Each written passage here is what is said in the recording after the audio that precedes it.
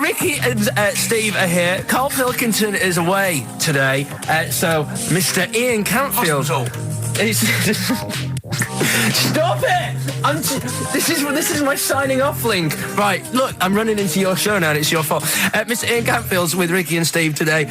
Jimmy Carr's on X-List duty tomorrow. If you didn't get a request in, I'll see you 10 o'clock next Saturday. Merry Christmas. XFM. Comfort and Sound by Feeder on XFM 104.9. I'm Ricky Gervais. With me, Stephen Merchant. Hello there.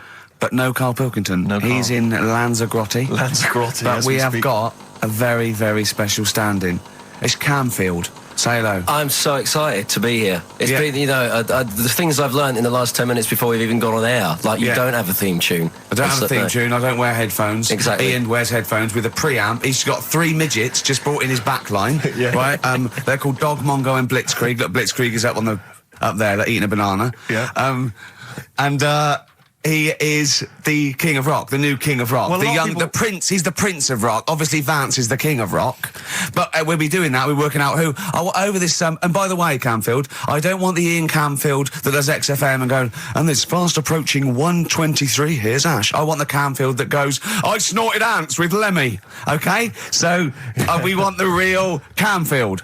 All right. I bought in Metal Christmas, is that all right? That's my only request from this show, that we do play Paul Di'Anno's version of Santa Claus is Coming to Town. The rest of it's over to you. Yeah, we're going to play some Christmas tunes. We're going to play some, our favourite hits of the year. But mainly, this is the rock programme. This is the rock programme. What worries me, Rick, is there's a lot of people who listen to our show and they're not regular XFM listeners. They just kind of crawl They're out not of their regular morphine people. stupid on a Saturday afternoon, put the show on. So they might not be familiar with Well, Ian's Ian work. Camfield is a young man. He's been in... He's about 14. He's been in radio. It's weird, he's 14, but he's been in radio for 15 and a half years.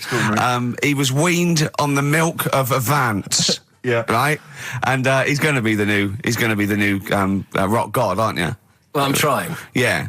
No DJ Camfield. Just go, yeah. Right? And over the 2 hours, I want to work out the 4 pillars of rock, right? I want 4 names, 4 pillars of rock, right? Huge rock pillars, and then I want the king who stands astride them like the archangel of metal. So we'll be asking Ian every few minutes. We're asking, right, who's your first pillar of rock, and then keeping the one that stands astride them. Okay. And how many do we need? Well, we need 5 names then, don't we? The 4 pillars of rock and who stands astride them. Right. Okay. Like the Overlord with these Axe Attack albums. Yeah. Yeah. This is Oasis. Christmas. Oasis doing their version of Merry Christmas, everyone. It's Christmas. It seems only appropriate that we play the occasional Christmas tune. There aren't many decent ones. We will be playing the greatest, not just Christmas, one of the greatest songs of all time, but certainly the greatest Christmas tune of all time, Fairy Tale in New York. Is that going to be the version done by, what's his name, out of Boyzone? Has he done one? Yeah. Because he's lived the hard rock and roll life. What's his name? What is his name? Ronan Keating? Yeah. He wasn't bad on Room 101, actually. I think he's lightened up a little bit. Good luck to him. Yeah. Yeah, I do as well. Yeah. A lot of people ask me, Camfield, I'm sure you can you've probably got experiences of your own that you might want to talk about, but people ask me what Ricky's like in real life. And I don't want to get grotesque. It's Christmas, people are listening, people are eating sandwiches, but he has a flatulence problem. I don't know if you're aware of this. It's not a problem. Right. Well, it is for us. Yeah. You may not. Yeah. I think the problem with Ricky is Ricky hates to miss out on anything. He's terrified that there's going to be something going on that he's missing out on, a conversation, a joke, someone falling over, And he daren't spend any time in the lavatory because it's too. Any period of time he spends in there, he could be missing out on some fun. So he kind of tries to get his lavatory, occupying time down to a minimum, an absolute minimum. Plenty of pissing. There's loads of that, but none of the other activity. Really, I mean, you keep that. Really, it's like you're in, you're out, and sometimes I don't think you've done the full job, Rick. Yeah. And today, I tell you this, my eyes were bleeding. It's intense. It's just a word of warning because the kitchen at XFM is out of bounds now. No one's going in there until the new year. A to J in the library. A to J in the record library. I'll tell you this, I don't know if Tony Blackburn's in the building. His wig will fall off. But seriously, not that he wears a wig. He doesn't wear a wig. But if he's going down there, maybe he wants to play some Beach Boys. I mean, seriously, forget I'm a celebrity, get me out of here.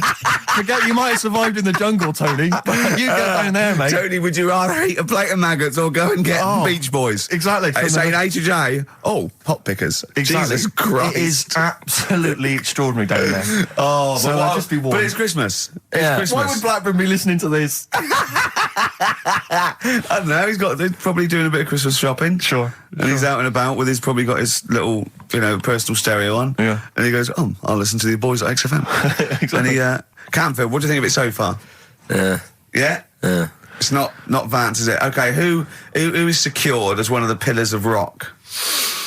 Lemmy. Of course he is. Never changes his boots. 2 pairs of trousers. 3 shirts. Really? Yeah. And he just alternates them, does he? Yeah, so he might yeah. have the same pair of trousers for 2 weeks, but the different shirt. Is it true his rider is a bottle of Jack Daniels and 40 Marlboro? No, it's like one of those 100 packs.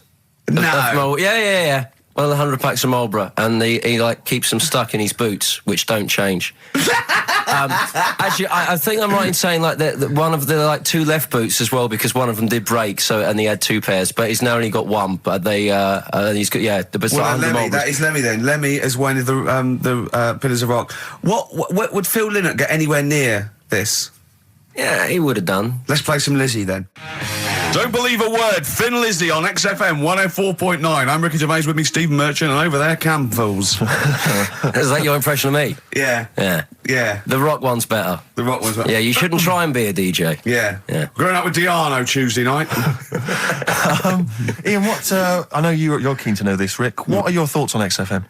What? You get there. Let's get behind the facade of Canfield. What do you think about this? Because we used to have, some conversations. You've been with XFM since the beginning, haven't you? Oh, I've been here forever. Yeah, it's all right, isn't it? I mean, it's not quite magic. Well, no, a few things are. Got me eyes on the big 105.4. Obviously, eventually. What magic? Yeah. Now, do you think you want to do like a rock program on something like Virgin or Radio 1 eventually? Nah, I don't think so. No. What do you want to do then? What do you want to do? I want to start playing stuff like the Eagles and Steely Dan and Bruce Hornsby in the Range. Truth be known. But you'd have to go quite mainstream. In your bedroom? What? But on what sort of platform though? Because the good thing about those is they are really popular. They are. I mean, I think the Eagles' Greatest Hits is the biggest selling album of all time now. It's overtaken Thriller. Yeah. So I mean, that those. What are you saying? Iron Maiden aren't popular? Like what I play now? Are actually popular, but they've got a very Slipknot, tight fan Fear base. Factory. I mean, Iron Maiden can go to #1 with just their fans buying it and then slip away again, can't they? Yeah. But everyone sort of likes the Eagles, don't they? Yeah. I mean, I think still. So you could get on sort of like Radio 2 maybe, the rock program on Radio 2. Who does it at the moment? Is there one? No, there's not one. I should do a demo maybe. Okay, well let's I love the way we're talking about my career and other radio stations I could work for. Do you know something I don't? No, I'm just saying that this place is not going on the tube, isn't it? It's going on the tube. I mean, you're going to be like, I mean, you'd abandon a sinking ship, wouldn't you? You wouldn't hang around, would you? You wouldn't fiddle as Rome Byrne. I mean, we got a couple of pies cooking in the States, so we're not going to be here to keep it afloat. No, the weekends. But we want to take the good guys with us, right? So when this crumbles and they make it into a car park for Capital, I want to see you on Radio 2 Friday nights 10 till 12, pure rock. Exactly. Do you know what I mean? Absolutely. Right. Well, that's the pitch, isn't it? Friday nights 10 till 12, pure rock. Okay. If anyone's listening to the BBC, it's Canfield. He is the new Vance. Molten Metal, maybe. Molten Metal. That's good. My only concern with TV work for Ian is he doesn't look like the obvious rocker. I mean, people are listening, they probably imagine he's got the long, greasy hair. But that's the modern look. T-shirt. Lots of modern bands now. They've got. I'm not slagging off. I'm just saying. I wonder if the fans. They've got short hair. It's not all long hair and strange beards and tattoos. No, the days of them all looking like Lemmy and smelling like Ricky are well and truly gone. Yeah. Have you ever had the long hair? Have you ever gone in for that? No. Never tried that? No. But I've got bullet belts and stuff like that. You're right. If you'd have wanted me to dress up, I would have dressed up and brought CDs. I mean, obviously I should have prepared more for this show. Sure. Yeah. We're going to play some classic rock, aren't we? I think we're going to play The Who. We got Jump, Van Halen. That's a classic, isn't it? Yeah, I think I've got that about 5 times on every driving album I brought in for you. Okay. And so are we going to play Since You've Been Gone? Yes. Yeah. What's next? British Sea Power. Yeah, I thought we should play a couple of singles that we've enjoyed over the last year or so, and this is one of them. Carry On, play at Canfield. And don't forget, Paul Di'Anno and Santa Claus is Coming to Town's coming on as well. Paul Di'Anno doesn't snort ants, he snorts anteaters. Carry On from British Sea Power on XFM 104.9. Not bad at all. Now, listen, we should just point out to people that Carl's away, and we always slag him off because he provides very little And he's an idiot. Well, exactly, to be fair. But he's obviously off in Lanzarote, and he's forgotten to tell us what the password is for our email, Rick. Idiot. So we can't get into the email. So we're going to have to use Ian's email instead. ian.camfield@xfm.co.uk if you want to get in touch. You're never going to have so many emails, Ian. Really? Yeah, Right? You're going to be looking at them all week. It's going to be brilliant for you. You're going to feel really popular. You know what Heat described Karl as a bald little mank twat? Nice. Karl was going, brilliant. Is that allowed? Is that all right? Yeah.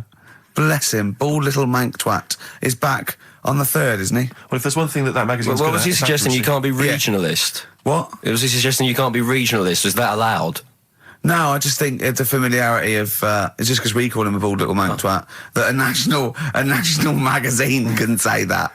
Oh, bless his little round head. Wonder what he's doing now. He's sitting in the ash, reading his, reading his Rich Hall book. Yeah, he spent a week when he went to, where was it, St. Lucia? He spent a week, right, throwing sand at crabs. Yeah. I don't think they've even got crabs, have they, over there? No, I don't know what he's going to do. What is he going to do? Suzanne, what is she going to do? He's going to be whinging. But it's sort of like, Karl must be like, you must like sit him in front of a video while you go and make the dinner or something. Yeah. It must be a nightmare taking a pet. Has she got a little harness for him? To be fair though, Rick, I mean, I can't imagine you're much better on holiday. I've always wondered what that must be like. Because you always need an audience. You've always got to have someone around that you can perform for, drop your trousers for. Annoy, just generally sing and dance about. And Jane's seen it all. She's bored of you. So what, do you just do this to other people on the beach? Holiday makers, it is me. You can't believe you're like Ricky Gervais. What, do you want me to do the dance? Do you want me to annoy you? Yeah, exactly. I can annoy you for 5 minutes. Yeah. Then I'll get bored myself. I'll tell you what, I want some ads, and after that, the fairy tale in New York. Oh. The Pokes, featuring Kirsty McCall and a fairy tale of New York. Brilliant, on XFM 104.9. That's the song I think that single-handedly keeps Shane McGowan in gin for another year. It must do Just well, about though. keeps- But I'm sure it does. I absolutely love it. I still love it. I saw it on Top of the Pops too. And it's just brilliant. I mean, he wasn't great at miming, but it didn't bother me. Sure. He's miming to a different song. Probably. Yeah, in his head. It was great. I had a little visit in the week, Rick. I think you missed out. A little Christmas visit from, I know he's a friend of yours. He's a friend of he's a friend of the nation. Go on. TV illusionist Darren Brown. Oh, yeah. Yeah, he's bought a new pad. Yeah. And he just came around to tell me about it. Yeah. And it's interesting because... Somewhere to keep his guns. Exactly. And I can never know kind of how much, he's just playing with your mind, experimenting. But he was telling me about the place, and apparently... Say he loves you? he's got a B-day in the house. Now, we were discussing B-days because... Never understood that. I've never got my head around it. To this day... He's not meant to. Well, no, but I don't think I've ever met anyone who's used a B-day. Oh, Darren Brown does. He's known as the cleanest arse in Modern Magic. Yeah. Shiny arse, they call him.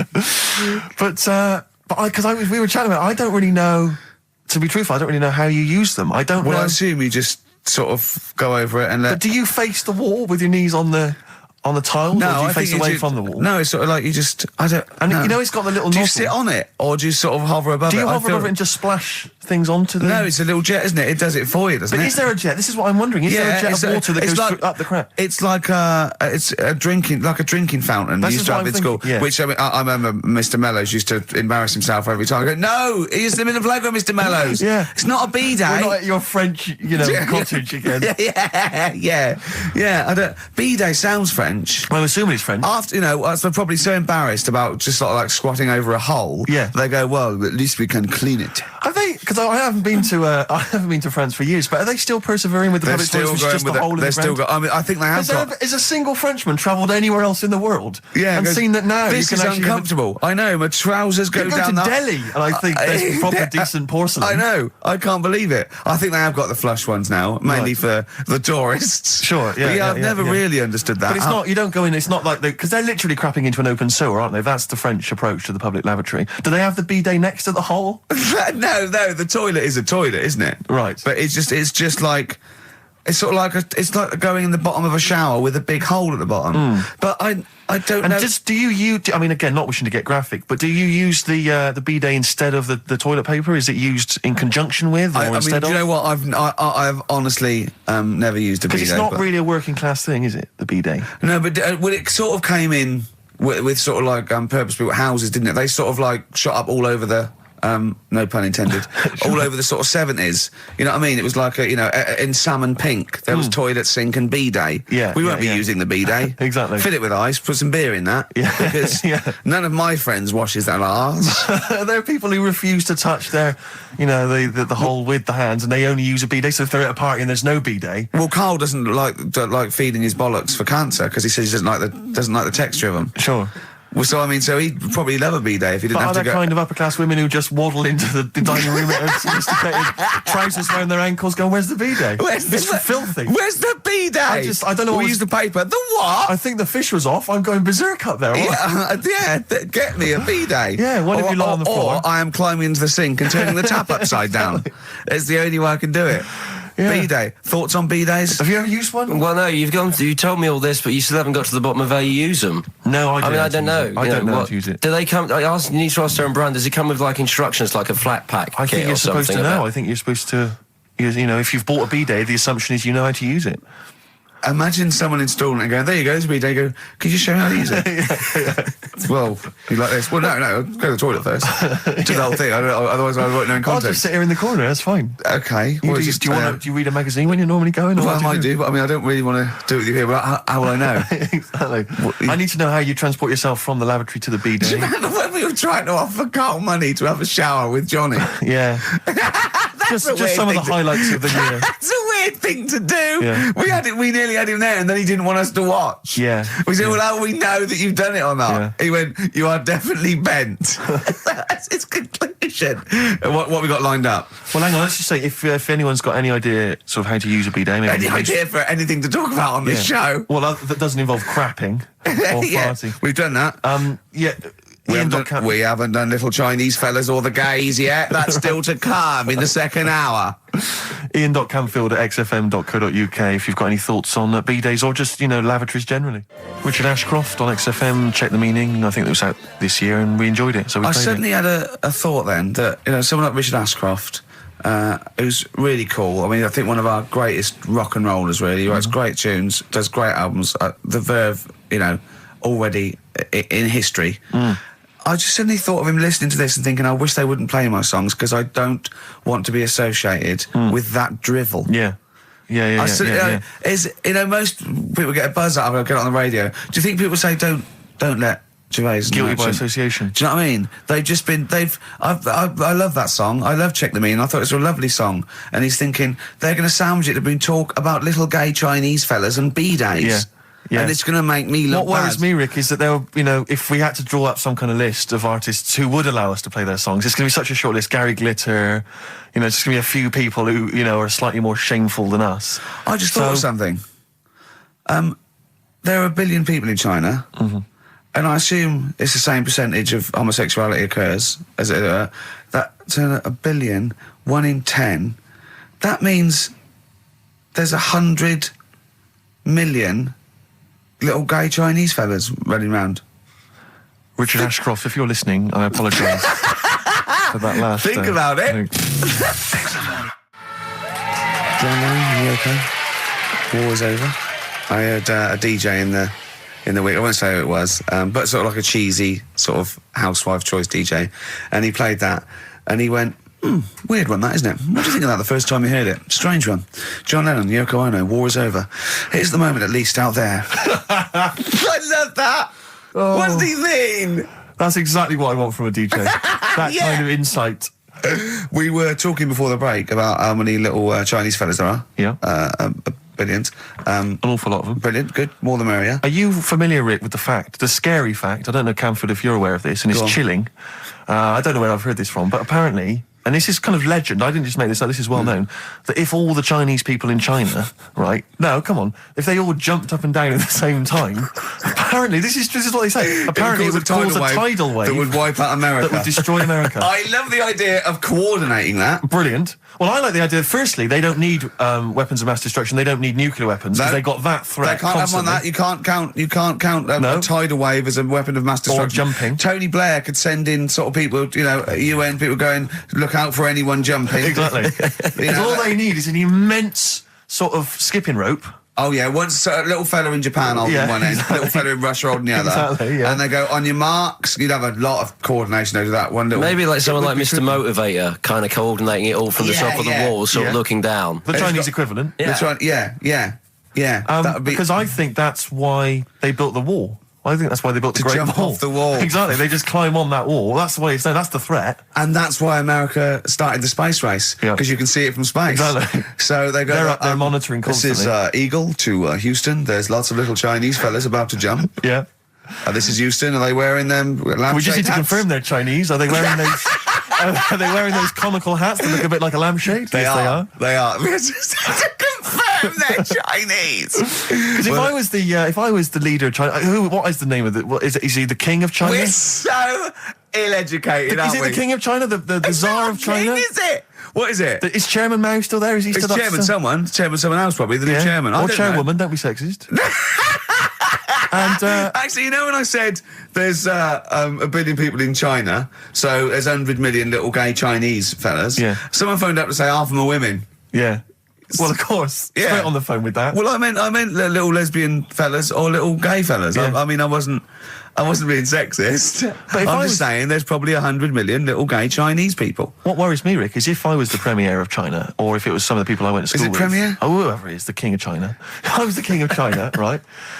Isn't he the king of China and king and I? Or is that he's somewhere else, isn't he? That's Siam, isn't it? I don't know. Is that not in China? Where's Siam then? We're not. It's Ceylon now, isn't it? I don't know. Or was that... Oh my God! Someone educated listening must be tearing their hair out, listening to three buffoons in a room. If I was the king of China, let's assume it's the king of China. Okay, yeah, you'd be tall. But when sometimes you've had a few drinks, whatever, I'm sure you've done that thing where you order a pizza for someone, a mate or whatever, or send a taxi around to their house, something like that. Yeah. What I do is I just phone up George W. Bush and go, seriously, mate, you better send some stuff over, money and that, and videos, because seriously, they're all outside now. 1, 2... Yeah, and you can freak them out. Send us some knives and forks, because I am fed up with these sticks. Yeah. It's ridiculous. I don't know why we're still sticking with them. I can't pick up the tiniest little bit of chicken. It's crazy. It's rubbish. Send us some cutlery. I'm having a nightmare eating yogurt. Oh dear. This is 104.9 Racist FM. Absolutely. Jonah Louis. Should we apologise for that? Not at all, no. That's right, isn't Stand by it, yeah, that was his follow-up to You'll Always Find Me in the Kitchen at Parties. Yeah. One of my favourite lyrics. She was into French cuisine, but I ain't no cordon bleu. Brilliant. Yeah, looking forward to playing that in the new year. What happened to B.A. Robertson? Don't know. He knocked it off. I was standing in the corner and the ball came across. What was the other one he did? I don't know. We're not as old as you. Oh, no. This is all gobbledygook to us. XFM 104.9. That's Jonah Louis. Yeah, you're not listening to classic gold. Amazingly. I've still got my own teeth. I think, Rick, I was the subject of a Christmas con in the week. What, you mean you bought something for £4, then saw it for £4, £3.90 as you walked home? That would make me livid. Because I've seen you really livid. I'm absolutely furious. When I bought my PlayStation, I saw I could get it for £5 cheaper down the road. I was absolutely fuming. And you'd already walked to about 19 places, I remember. Yeah. I actually left you after about an hour. Yeah. No, I do. I'm furious because I got to get a bargain. I hate feeling that I'm being ripped off. Yeah. And I'll tell you this, I'm loving online shopping. Oh, the savings I'm making, Rick. Really? It's crazy. Really? Getting 15, 20 quid off some things. Is it really? Oh, amazing. But these things, I might point out, are like Jaguars and Mitsubishi cars. Exactly. Yeah, but it's worth shopping round. No, this was not so much a con. It was a con, but it wasn't so much one of those just a missed bargain. Yeah. Doorbell rings, answer it. It's a couple of girls. They must have been 13 or 14, maybe. Now, I've always had a problem with teenagers. I'm intimidated by teenagers. In case they call you a dork or something. Well, I mean, I told you before, I was walking down the street once, and there's two guys coming towards me. I mean, real losers. Do you know what I mean? Glasses, the spots, greasy hair. Do you know, really pathetic. And I was sniggering to myself. I was thinking, look at those losers. And as I passed them, I heard one of them look at me and say to his mate, look at that geek. I was furious. I was thinking, I'm allowed to call you a nerdlinger, but gee, I don't expect it back. I was really furious and upset. And so, as I say, these teenagers are at the door, and they were quite aggressive quite aggressive girls, and they had a piece of A4 paper, and they went, "We're doing a sponsored thing." Yeah. But I didn't quite catch what it was they were doing that was sponsored. I think they sort of fudged it. They went, "We're doing a sponsor." Oh yeah. And I went, "Right," and they went, "Do you want to sponsor us?" Boy, they picked on the wrong person. I was a bit intimate. I don't know why I said no. I was worried maybe it was part of some kind of, hidden camera show, Yeah. And so I said, yeah, all right, I'll sponsor you. So they handed me this form, and I always thought you were supposed to have quite an official-looking form for any sponsorship thing. But this was literally a piece of A4 torn out of a notepad. It was the back of a Gareth Gates poster. Exactly.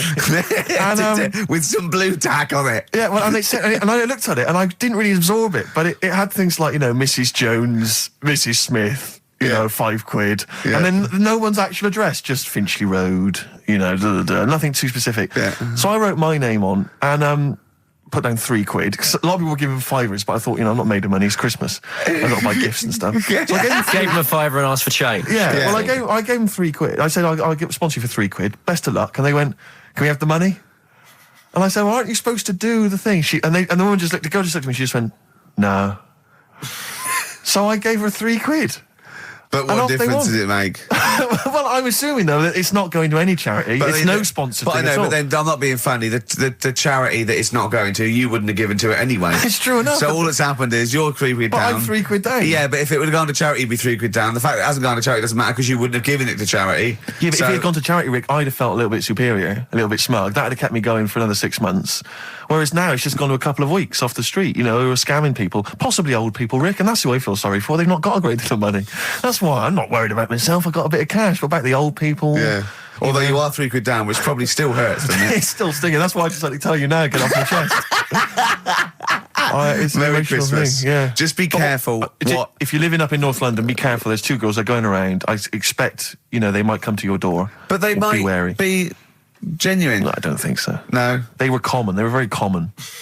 Do you know what I mean? Was the giveaway things like, Santa Claus had given £10, Exactly. Tony Blair had given £1? Yeah, I know what you mean. Yeah, I think you were conned, mate. Yeah. Right.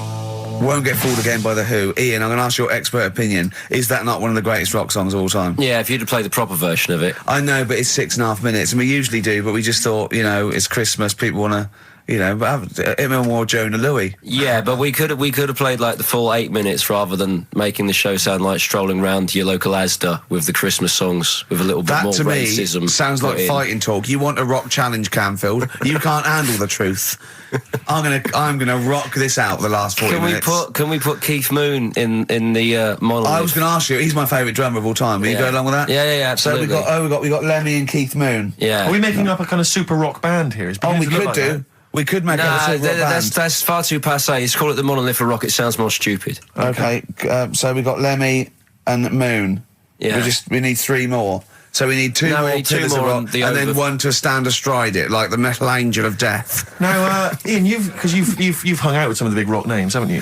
Yeah. No, I'm not going anywhere with this. I'm intrigued. Tell me some of the people you've hung out with. You've hung out with Maiden, have you? I've hung out with Maiden, don't you? I've been flying with Bruce Dickinson. Yeah. And have you? It only took us 3 attempts to land at Gatwick a few weeks ago. But I don't know much about you, Ian. Are you someone who lives the rock and roll excess lifestyle? Are you kind of drink and drugs? Is that your thing? I like to be kind of on the edge, having a look at what's going on inside. Right, I don't quite know what that means. Well, it's the way they talk, Steve. Right. Well, I mean, because some of those rockers, they're hard-living boys. Can you keep up with them? Do you up till 4 in the morning? 4 in the morning? Yeah. 4 in which morning? Hey, Daddy, oh man. We're going out about 4 in the morning. Yeah. Carl reckons the gays go out late. Yeah. His favourite song is The Killing of Georgie, right? And he went, yeah, but would it have happened if he'd have been, going out a bit earlier? Yeah, well, no, fair point. Yeah. Is that song time specific then?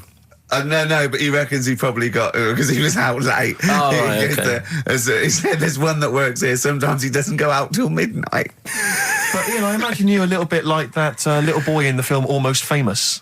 When you're on tour with the rock legends, do you know what I mean? You're like, the little kid there. Maybe the doors are being closed in your face, are they? As they go berserk. Yeah, when I started, but now, I insist. I see you as one of theirs. Yeah, access all areas, Islam, and that. I can enter venues now with a big bottle of Jack Daniels. I don't get stopped. Yeah. Really? But seriously, have you, without naming names, obviously, what excess have you seen? Have you witnessed anything? Or have people calmed down now? Are these rockers clean living now? Depends who you're talking about. Sure. Yeah. Is there anything going on like the days of Ozzy and Motley Crue? I haven't seen. I haven't seen any red snappers like with Jimmy Page. Do you know that story? No. I can't talk about it. Then that's forget about that. Yeah. Oh, is it disgusting? Yeah. Well, yeah. But is it worse than talking about B-days and Ricky's farts? Kind of. Right, okay. Yeah. Yeah. Right. Yeah, I know. You wouldn't want the instruction manual as to what happened with the red snapper, like Right. you do with the B-days. Sure. God.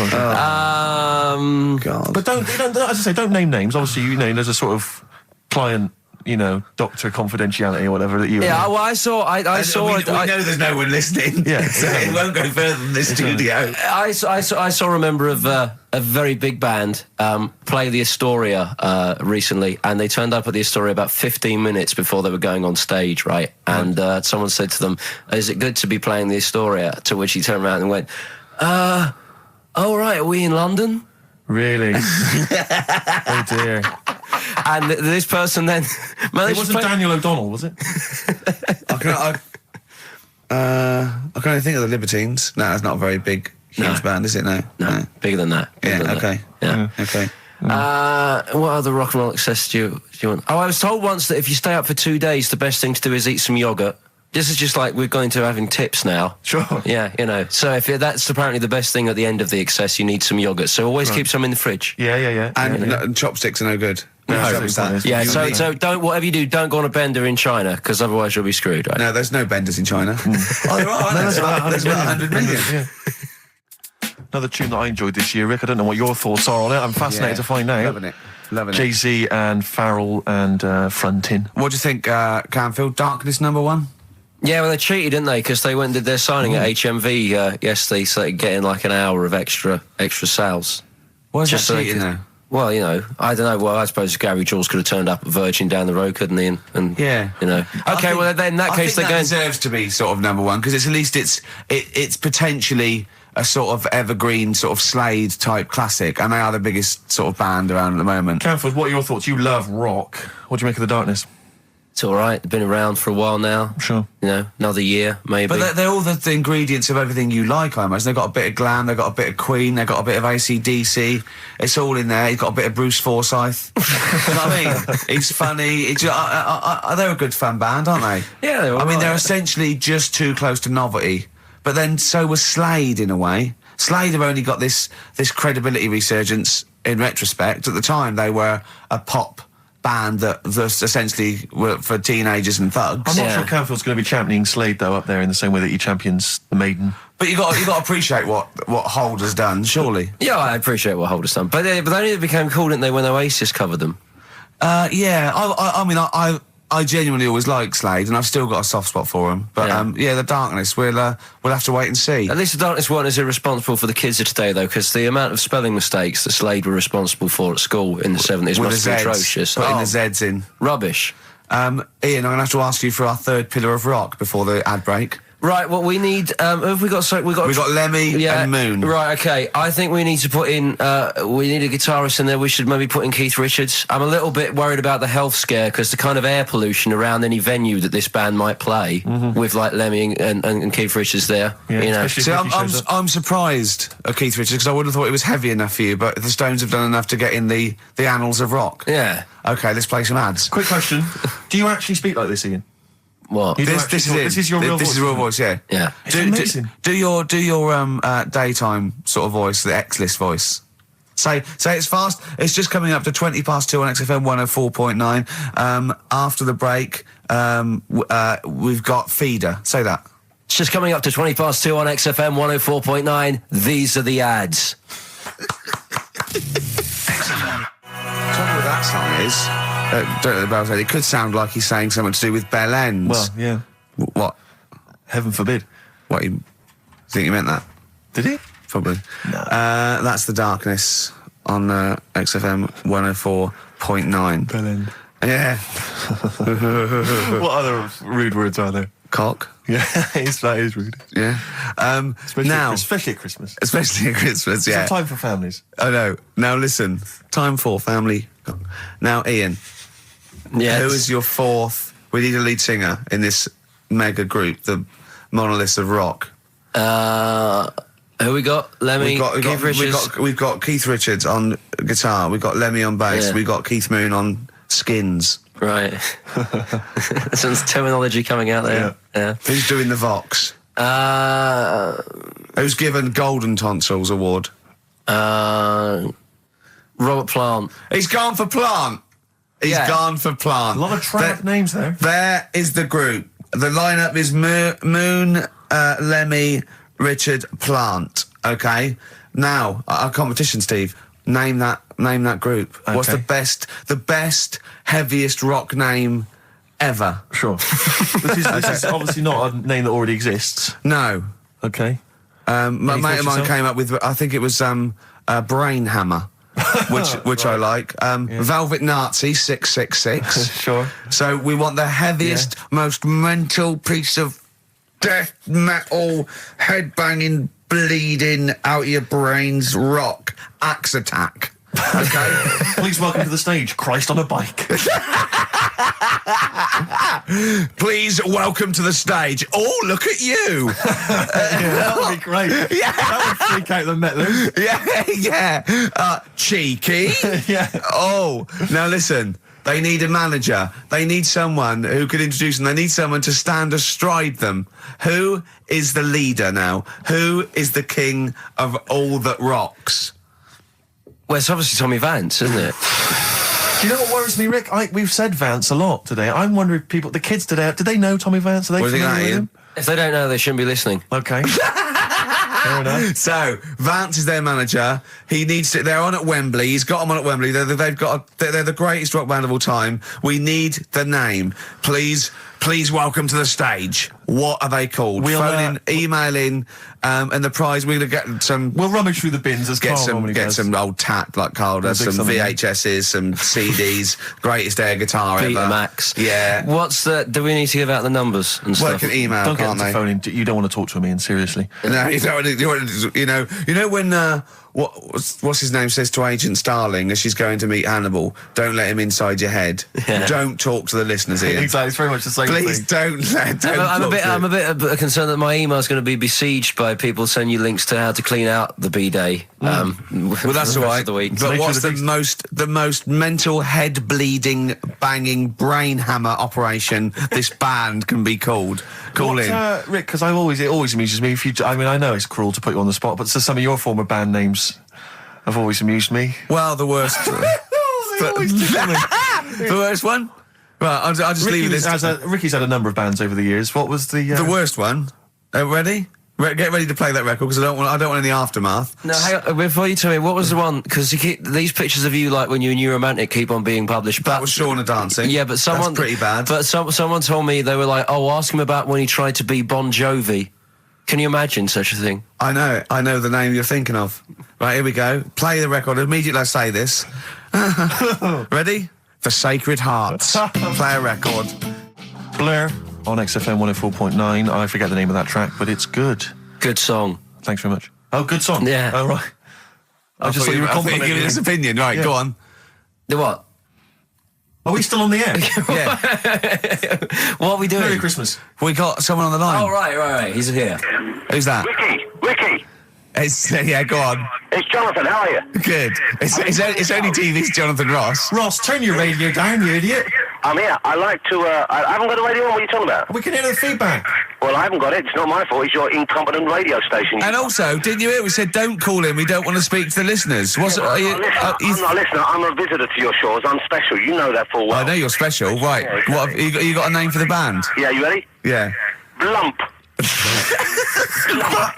B-L-U-M-P. I tell you for what, you can't have a normal word. If it's the monolith band of all time, if it's the big, you can't have a regular word. It doesn't make sense. How can you have a regular word? All these ideas you've come up with are rubbish. You need a word which only stands for that one thing. No one's heard it before. No one will use it again. Blump. I can't help but feel that that's a more appropriate name for maybe one of Ricky's bands. I love seeing that picture of him in that band. You see it everywhere these days. He was like a girl. He was like a little girl in a suit. It's like a little dyke at a wedding.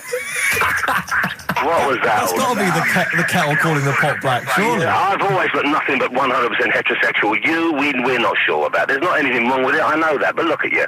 I actually had to get that in. There's not anything wrong with it. I'm Jonathan Ross. Oh dear. I was thinking the other day, right? Oh, yeah? The Comedy Awards. Yes, sir. You didn't half say some awful things about poor celebrities, poor has-been celebrities with coke addictions and fat lips and faces that where surgery's gone wrong and everything. And when they're on the show, they're going, "Oh, you look lovely." Yeah, oh, I'm nice so to them. good. Well, I'm nice to them to their face, but obviously when I'm not with them, I like to let my true feelings be known. What's wrong with that? That's how everyone Well, I'll tell you what, you can get anything off your chest you want on this show. Any celebrities you want to talk about? There's no one listening. Yeah, it's just between me and you. A lot of people listen. They listen to my show, and after they've had a few hours of, good laughs, they like something bland to just cool them down afterwards. So they flip over. We know this happens. Did you mention my DVD on your radio show? You know what? I forgot to. I forgot to mention it. Christ! I meant to mention by the office, but I forgot to mention it. And then I thought afterwards, it's not like he needs the cash, is it? It's not like he needs it. It's not like it is, but he's probably earned more money in a short space. You're like a lottery winner, and you've got about as much taste. You're like one of those burglars who's won the lottery. I have. I'm dressed like an Albanian window cleaner at the moment. Burglar from Reading who won the lottery, and now he's fritting it away on what? I do feel sorry for my neighbours. I've moved into a really nice place. I feel like it's the hillbillies. No, it's nice he's moved in though, because it's nice. He's given them something to sort of talk about behind your back. You've united the whole block. Right, go and play with some Japanese wind-up toys now. I'm going home to play Mario Double Dash with my son. It's going to be a good afternoon. I phoned you once after I finished my show. It was about 5 minutes past 3. Yeah. And I don't mind if you I said, how you doing? You went, it's brilliant. You said, this is what you said. You went, everyone's out. Jane's taking the kids out. I've already masturbated twice, and I'm playing with a new Japanese toy. I'm masturbating now.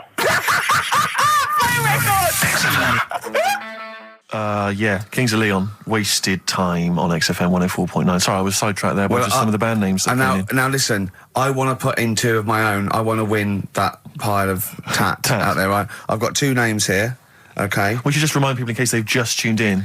Ian Canfield has chosen his mega band of all time. He's got Keith Moon on drums. He's got Lemmy on bass. He's got Keith Richard on guitar. He's got, who have you got singing? Robert Plant. Robert Plant. And their manager is Vance. But he needs to announce them at Wembley Arena. They're already sold out. They're at number 1 in the album charts. They're the greatest rock band of all time. And I've got 2 suggestions. Okay. What about this? Please welcome to the stage. Tungsten lung hemorrhage. Yeah, good. Yeah? Please welcome to the stage. God dildo. God dildo, interesting. Nice juxtaposition there of God, the almighty creator, and a dildo. Nice use of some contrasting imagery there. Yeah. Powerful and topical. Tungsten lung hemorrhage. Yeah. We've had a couple also on the email. People didn't really include their names, but who cares? Please welcome to the stage, Balls of Steel. Balls of Steel, yeah. And we've had like Brain Hammer. Yeah. Brain Hammer's good. Lots of brain-related stuff. Quite liking the idea of tumour fish. Tuna fish, I like. Tuna fish is very good. I like tuna fish. I just wonder if there's one more contender. I don't know who this was, Ian, that phoned in with it, but possibly it's topical. Deathly Hem. Yeah. Deathly Hem. It's brilliant. Oh, it's Deathly Hem. Please welcome to the stage, Deathly Hem. It's Deathly Hem. Who's that? We've got to give it to I don't know who that was. Oh, but, well, if you came up with Deathly Hem, email again. Deathly Hem. It's the greatest name for the greatest rock band of all time. Will you please welcome to the stage, Deathly Hem? It's Golden Tonsils. Isn't it? I went to, I was going to go see him once at the Camden Underworld about a year ago, and they had this sign up, right, saying that Graham Bonnet, who sang that song, had cancelled, right, and it said, God willing, he'll be performing tomorrow. And just in case you thought he cancelled because maybe no one bought any tickets, the doctor's certificate was beneath the cancellation sign. Brilliant. Well, we've sung that a couple of times drunk, haven't we, Ian? Oh, but, at the top of our voice. We have done it. It is the best ever. Yeah, it is. Ben has won whatever you're giving away. Yeah, Ben came up with Deathly Hem. Yeah, Deathly Hem. Yeah. I mean, if you are in a rock band, you're looking for a name, and you think you deserve that name, then, write to us. We want to know that you're really heavy, and Ian Canfield would officially hand over the deeds of the name Bethlehem. Deathly Hem? Deathly Hem, yeah. Deathly Hem. They only play at Christmas. You only play, like, big venues at Christmas, and it's all things about, like, fighting, like, good versus evil, and God versus the devil. And you got to write songs like that, yeah. Yeah. Deathly Hem on XFM 104.9. Perhaps that the debut should certainly be a concept album based on the Nativity play. Yeah, Brilliant. Nativity, yeah, that'd be just good. the whole kind of Old Testament in kind of rock form. Yeah. We're extraordinary. It's the battle for humanity. Yeah. It's called Humanity Manatee, and it's a fight in the ocean of hell. Yes. Sure. Yeah. Sure. Yeah. I'd like to see a serpent. Maybe pictured There'd be a somewhere. serpent, isn't it? Track 4. Track 4. Yeah. I think we should give massive props and suitable regards to Ian Canfield. He's come in, he's pressed the buttons. He's stood in for an idiot brilliantly. Yeah, he has stood in for the retarded. It's a shame that you've not displayed some of the usual incompetence that we've come to love and expect from Karl. It's a shame. Okay, well, you are the greatest DJ in the world, though. The way you sort of like drop Press these buttons. But you know. Every time I've pressed a button off air, Ricky's been going, "Oh, what great DJ!" It's great because he ends it. It's just brilliant. I mean, we're lucky if we can talk with the mic on. That's the title. Not talk over a record. We did some great links during the ads. Yeah, and of course, Jonathan Ross masturbating live on air. Just looking back at some of the highlights. You of this don't get that on Capital Gold, do you? Like Tony Blackburn getting a call from Fluff Freeman going, "All right, mate, I'm knocking one out." Yeah. Well, have a lovely Christmas. Have a bloody great Christmas. Have a bloody great Christmas. It's the best of next week. Yep. The best of the last few weeks with some tat, you know, Carl's put together. We're Look back in forward to that. January. We're playing some of our favourite songs of the year. I'm looking forward to seeing Pilker's tan and pictures back, from his holiday. covered in ash from the beach. Yeah. And we're back on the 3rd, I believe. But Ian, do you want to introduce one? This is Ian's choice for the day. Yeah. We'll see you next week in spirit, and then we're back on the 3rd with Pilkers. Over to you, Kampf. Enough of Jonah Louis. This is Paul Di'Anno, ex of Iron Maiden, doing Santa Claus is Coming to Town. There you go, feeder, just the way I'm feeling, XFM 104.9, I'm Ricky Gervais, Steve Merchant, Karl Pilkington. We've got a great show lined up this week, haven't we? Go on, what have you got planned? Well, I've got songs from David Bowie, Thin Lizzy, Gene, AC/DC, you heard feeder there, you got, Smiths, all that. We got a great feature, a new feature, spoke to Karl in the week, and we worked out a new feature where people are gonna give him sort of like problems to solve. There could be scenarios, there could be management scenarios at work, you know, problem solving, things like that, organising things. He's a very good organiser. So I'll tell you what happened. He's dropping Do We Need Him because he's getting fed up with scientists. He thinks there's a conspiracy and they're getting together and they're never going to lose an animal. Right. So he's just fed up with that. Rockbusters, we've got some great prizes. Well, have you seen them yet? Nah. Be careful. They're not going to be great, I just peeked in, and all I'm going to say to you is Fools and Horses Christmas special? Not the little one with the little car. With the little car, yeah. Brilliant. That is excellent. Karl, what have you got to say for yourself? Hold on, it was a rollover, wasn't it? Because you really mucked up Rockbusters last time. What was he doing? It's saying FP for the whole thing. No, FD you were saying, and it was Frida Payne. Have you written the clues down this week? Because that seems like an obvious way to improve this. Yeah, I write the clues The week before he couldn't remember what the answer was. Yeah, yeah. Yeah, but, you know, you learn by your mistakes and that. You don't. Well. So shall I give you a little taster? We were having a pizza in a pizza establishment. When was it? Wednesday or Thursday? Yeah. And he was going, I'm a good organiser, I'm a good problem solver. Give me any scenario, right? Obviously he didn't say scenario. And I went, okay then, so you're the manager of this place, and there's a couple there, elderly couple, they're about 60. They've had a lovely meal. He went, yeah, right. I went, but the gentleman, he's got a little bit of a heart condition. He takes a pill after his meal, as he should, after meals. He's only taken Viagra. Oh. And now he's stuck in. Wedged in. We've all been there. It's gone, and it's stopping him getting out from the table. Yeah. So what would you do? He went, what? He's stuck in because of his dick. I went, yeah. He went, right. He said, I'd use the situation, I'd make cash. I said, you're not going anywhere, do you want a pudding? Entrepreneurial. I like it, Karl. And he went, so that's that sorted, I've got the job on that. Next, I went, okay. You won't believe it. Next day, there's a little problem in the toilets. Two gay men were having sex and they got stuck in each other. Yeah. He went, right. I'd say, is it the same fella as yesterday with the Viagra? If so, why was he let in again? He was on the door. Yeah. I went, it's not. It's too different. He goes, right. Does his wife know he's cheating on him? Yeah. He went, right, I'd go down. I'd go, and then he went, I'd say this isn't a restaurant problem, call an ambulance. Strictly speaking, not a restaurant problem, no. But am I right? Huh? Am I right? Well, I don't know. Would you give me the job if say, like, you were the boss of that restaurant and you... Do you know what I like about this? At no point did he say, Gervais, why are you being so mental? Yeah. Why would someone get stuck because they took Viagra by mistake, and two people get stuck in each other? But you've heard the stories from his past. That is a perfectly legitimate situation to find yourself in. You grew up in his part of What would you Manchester. do if there was two fellas with big heads and webbed feet, and they had a horse in a... Well, what I'd do is... What would you do? What did you do when you first saw them? What, saw the kids- lads with the big heads and that? Yeah. I We should thought, very quickly remind people, if they didn't listen to that particular show, they had webbed hands. Yeah. Did they, or webbed feet? well, they had webbed hands Right. and big And heads. enormous heads. But it wasn't related. But they weren't related I know, to each they were other. completely No, separate but I'm people. saying that the webbed hands isn't due to the fact they've got a big head. No, sure. It's two different things. We're just unlucky. Yeah. No, hold on. If they weren't related, and they both had webbed hands and big heads, I'm saying there was a condition that was related that had those two. I don't think it was. So what do you think the chances of that are? They're not related, and he goes, "Oh, you got a big head and webbed hands as well." Yeah, just a coincidence, isn't it? Yeah. I honestly don't think it was related. Right. Because I've since seen the same problem again on another kid with a big head. His hands look good.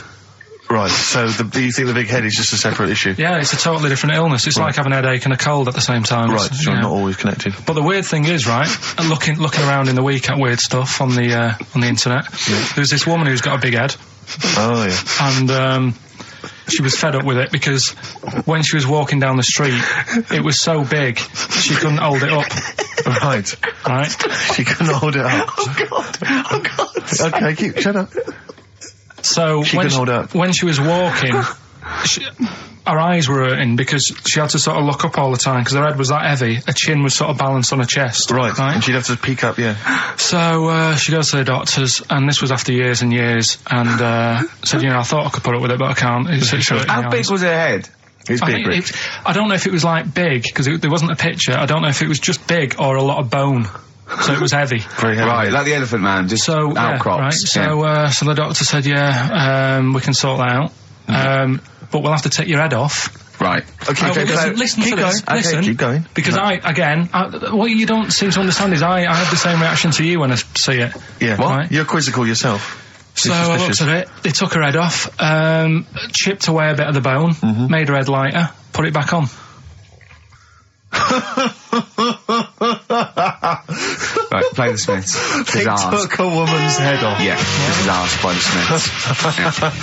And if you'd like to ask Carl something, details coming up soon. How's that? Ask by the Smiths on XFM 104.9. So, what's the email, Carl? If people want to ask you something, a problem, they've got a problem to solve. It can be anything. It could be a personal problem. It could be a scenario. It could be about war. It can be anything. But if you, Or it could be more flippant, I suppose, and light-hearted. yeah, it could be. Yeah, but I prefer stuff that I could So you sort can get your teeth into. and actually, you know, sort out. What, like war? War is too. It's a bit big for me, that one. Do you think? I don't want to get into that. What do you mean? If Tony Blair came to you and he went, Carl, listen, I'm having a bit of trouble here. I don't know what to do. I've tried everything. I've tried spin. I've tried being tough. I've tried backing down. I've tried getting other countries involved. They don't want to know. What do I do? What do I do? I don't know. You don't know? Tricky one. It's a tricky one, yeah. I don't worry about it. If it's going to happen, it's going to happen, isn't it? Yeah. Do you know what I mean? Yeah. Just get in the bath, put a mattress on top of you. That's it. Sorry, why are you doing that? Ooh, slow down. Why are you doing that? That's what they say you do, isn't it? If it kicks off. If what kicks off? If there's a war and that, you get in the bath, put a mattress on top. Right. Did they do that in the Second World War for 6 years? Was that making bunk beds? That's what I read somewhere. Yeah. Is the bath full of water? No. No. That'd be daft. Okay. But I think they were enamel baths then, though. I think they'd stop a bit of shrapnel. I think the plastic ones you get nowadays would probably melt on you. And the mattress, where your dad has cut it in half, all the foam would come out and the springs would get you in the eye. Oh, talking about my dad. Steve, you'll love this, right? Go on. My dad hates being ripped off, right? Yes. Well, no, I can relate to that. That's important. Hates coming to London now. He always wants me to go and see them rather than come here because he just thinks London is like a big rip-off. Last time he came, he got annoyed because I bought him a scone and a cup of tea for like 3 of us, and it was £14, and he just was livid.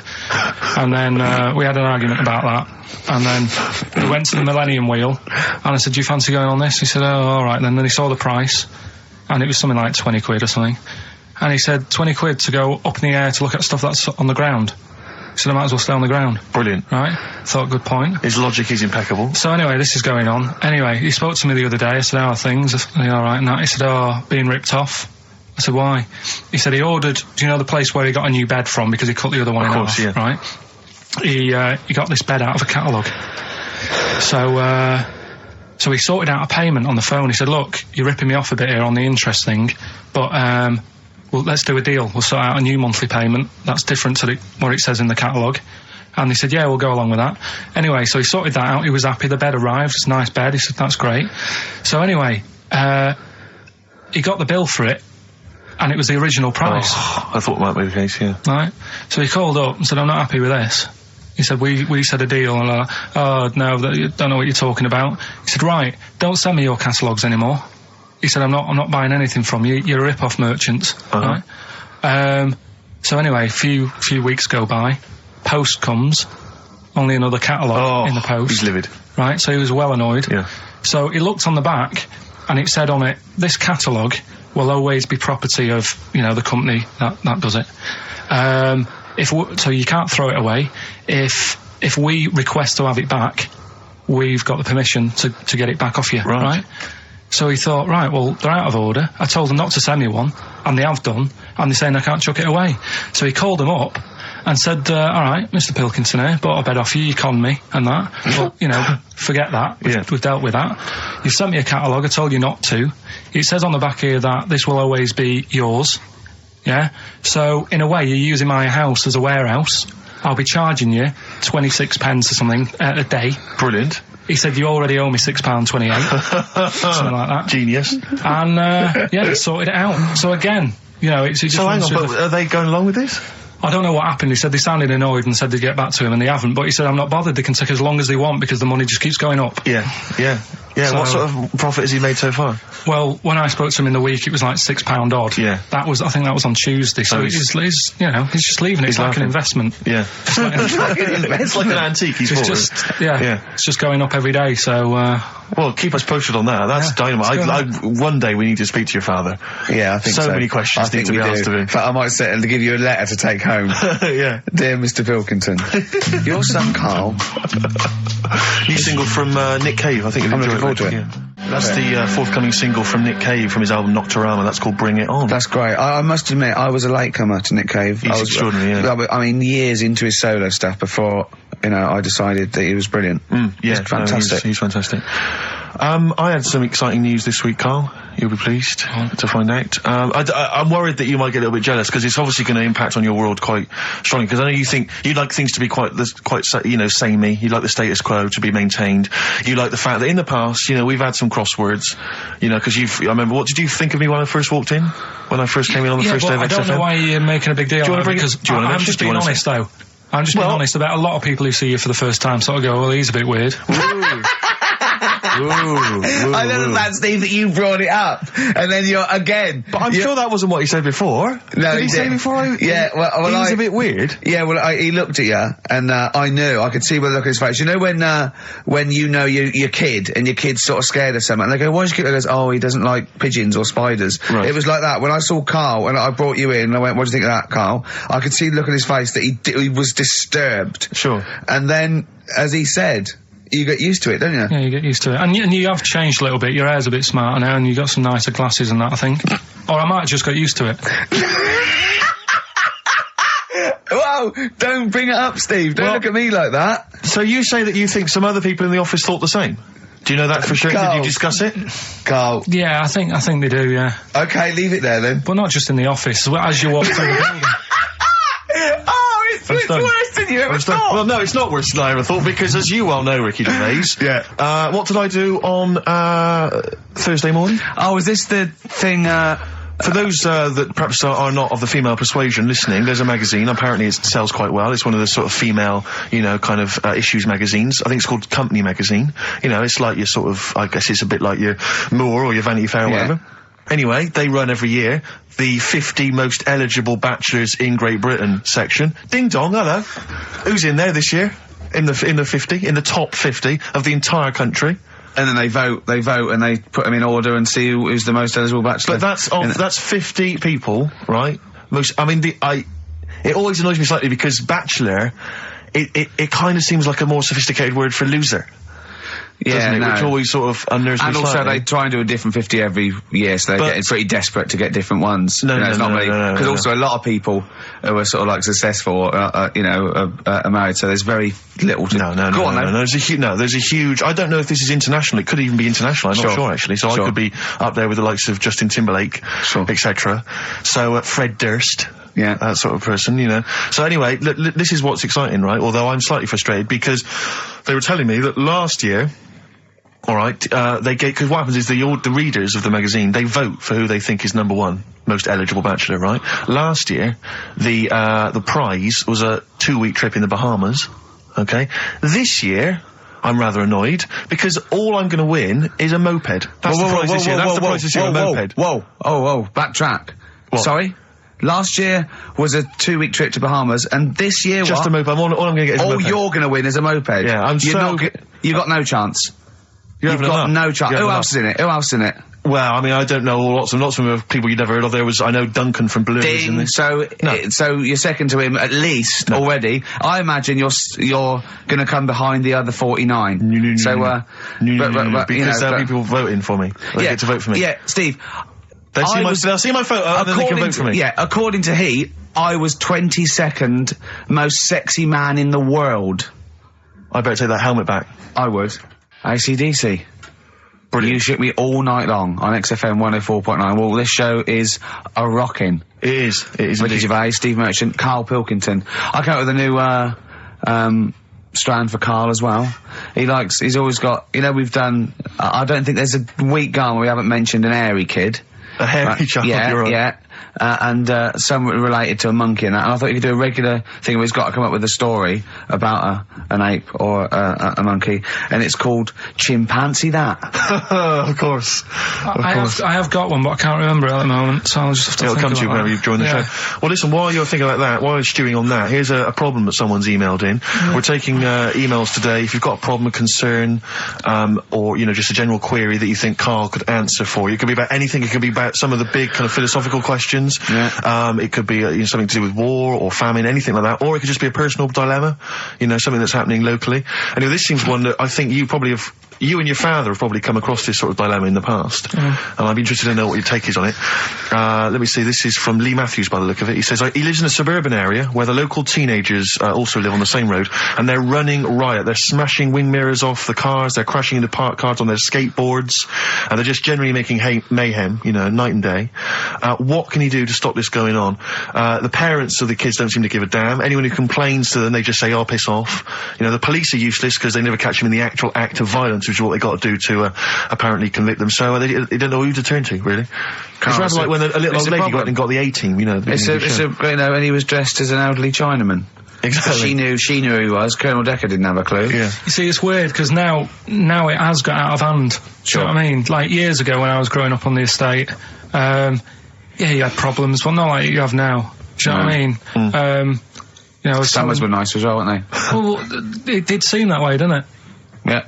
Right, and police are getting shorter and younger. But you yourself kind of admitted in the past that you were something of a tearaway. You didn't do anything like these kids here. The thing is, I was scared that if I got caught doing it, my dad would go mad. Yes. And I remember smashing a car window by accident and legging it in the lounge and sort of pretending to go asleep on the settee. Right? Genius. And I heard a knock at the door. He chloroformed himself, just to be unconscious when his dad came home. And there was a knock on the door, and I thought, oh God, this is a fella who saw me. I was chucking a stone in the air, seeing how high I could throw it. Of course you were. Did it keep landing on your head? That would explain a lot. And it came down. Chucking a stone in the air, love it. I can see how far I could throw brilliant. it. So, I wasn't bothering anyone. Did you invent that game? Right, Did you get the stone for your birthday? Go and play with your stone. He gave one to Suzanne. Karl, go and play with your stone. The thing is, right, and it came down at a funny angle, and it of course it did. It ate the back of this car, and the back window is the most expensive because it has that heating thing in it, in case you got a frosty window. Yeah. So I thought, oh God. So I legged it in, got on the settee, went to sleep, knocked at the door. Genius. It's a brilliant plan. It's a brilliant plan. I couldn't be guilty. I'm asleep. So I love the idea. So the thing is, our lounge used to sort of, you could see in from the door, right? So this family who saw me do it, saw me asleep on the settee, and my mum said, "Go and get the door." And I sort of went, "Oh," as if I'd been asleep. Yeah. I went to the door, like, rubbing my eyes, and the fella said, "What did you run off for? I saw you." I was like, "Oh no." And I didn't see my dad. I went out. It was when he was working sort of evenings, so I went out so I didn't have to see my dad. And then the next day I came home from school, and my dad said, 45 quid. Ooh. That's all he said when he looked at me. And then you fell asleep when he went, wake up. You know what I said? No, 45 quid. Now the thing Carl. is, he didn't have to do anything. £45, Carl. Now, I know you were saving up for a brick, but you can't have it. Yeah. But do you know what I mean? It's like, I knew I did wrong, and I was scared that my dad was going to belt me. Yeah. So I was like, I'll be more careful next time. But that was clearly good parenting on the part of your father, because these young tykes, clearly they don't have the what do you do? The father support. I don't know if you were living in that street, very quickly, what would you do? What would your approach be? If you were living in his street? What if they'd come home, right, and they just vandalised all your pebbles, right, that you've been saving over the years, and just threw your gravel away? What would you do if they just... I'd probably clout one of them. So you'd use violence? I think it's the only way sometimes. Sometimes the only way. And I don't mean, really bad, but I'd show them that I'm not putting up with this. Right. And then the problem is you've got their family coming round, and they're probably quite... Go asleep. If you hit a kid and the dad comes down, just go to sleep. Yeah. Just... equally, if you're doing a bigger crime, a bank job or a murder... Remember to take the stocking off your head, because if they wake you up and go, why have you got a stocking on your head? Just go, I had a weird dream. It won't work. It's like with our kid, right? He was... I told Ricky about this the other day in the pub, but... Is this your brother? He never, because he was a terror, wasn't he? Well, yeah, a little bit, but he did drive a tank down the high street once, didn't he? Yeah, that's when he was in the army. But another story. But this time, I remember my mum and dad were going out, right, for the evening, and I must have been about 5, so our Mark was like probably 18, something like that, 16, 17, 18. So my mum and dad go out, and our Mark says to me, right, here's a deal, do your little deal. I'm going to have a load of women round. Right? Deal is, I'll let you have your tractor in the house. Wow, he had a tank, you had a tractor. but his brother didn't have the rocks that Karl had. No. So he needed the tractor to put his toys What on. kind of a man was he? He brought a bunch of women round? So, yeah, there was loads of... But when you're a kid, you don't think, I know what they're up to. You're not bothered, are you? Do you know what I mean? As long as I've got my tractor, I'm happy. Yeah. So I was... He hasn't changed a bit. But how many women did he have? Was it just him and, a bunch of women? Yeah. Was it like... What's his name? Looked like Nedwell from Confessions. Yeah. Confessions of an older brother. They all just came around and he liked his women. Seriously, right, my mum and dad had to move because they got sick of women coming round saying, I've got a kid and it's your Mark's. They had to move because it got that bad. Did you hear, when you were playing on your tractor and there was women running back and forth in underwear, did you ever hear this noise? Did you ever hear that? Or kind of wow, wow, wow, wow. Wow, wow, wow, wow. And just see your brother's arse disappearing down the thing being chased by a butcher. Did you ever... It's not important, is it? Is that what it's going to be like, do you think, when I'm voted #1 most eligible bachelor in Great Britain? Yeah, and you come in on your moped. I mean, no, am I going to get a tractor? Chewing brakes, painkiller. Open brackets, summer rain, close brackets. On XFM 104.9, Ricky Gervais, Steve Merchant, Karl Pilkington. Rockbusters? Is it that time? It is indeed. Last week, of course, it was a disaster. Yep, every Saturday at 16 minutes to 2, we do Rockbusters. I have to say that I've not really gone through them, but the prizes look exactly the same as they were last week. Yeah. There's that T-shirt. So it's a rollover, but you haven't added to it. Have you not The added point of a anything to rollover it? is you've got to add to it. That's the excitement. Yeah, there's a couple of albums that were... Okay, well, there's also the Fools and Horses video with the free... I don't think... I'm bloody jealous of that. I like that little yellow thing. It's a little, there's a little kind of model three-wheeled van. Rodney, you plonker. Oh, dear. What's that? This is what looks to be some kind of best of the stereo MCs. Don't call me a plonker, you wanker. The David Attenborough DVD collection. Oh, Unc shit himself again. Oh, yeah, the big prize that we tried to give away.